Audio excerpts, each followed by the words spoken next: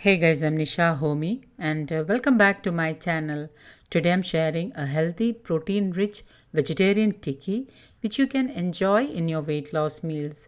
These tikkis are tawa roasted with very minimal oil and you can enjoy it as a snack or as a filling for sandwiches or roti. This is also a quick and healthy snack for kids and adults. So let's get started with the recipe. I soaked 1 cup of chana overnight, and as you can see in the morning the chana has soaked really well. Wash and rinse the chana and then add it into the pressure cooker. Add in about 1 cup of water. The water should be just above the chickpeas. Add in 1 teaspoon pink Himalayan salt and then pressure cook on high flame. After the first whistle, reduce the flame to the lowest and then keep it on low flame for 20 minutes. And after 20 minutes, turn off the flame and allow the cooker to depressurize by itself.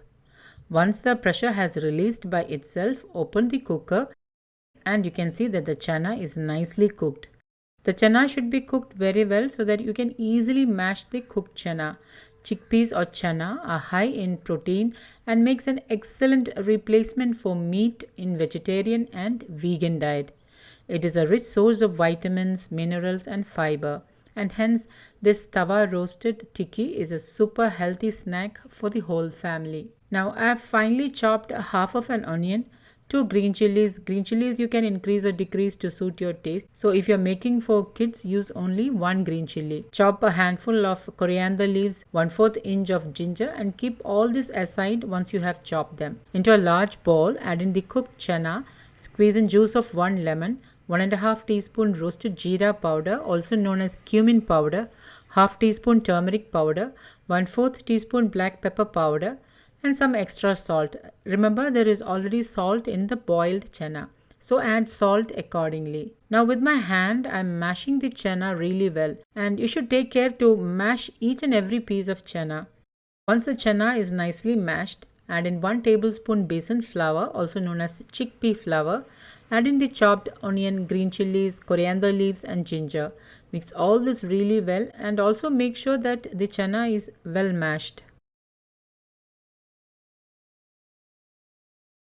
And once it is nicely mixed, you can make small tikkis like this.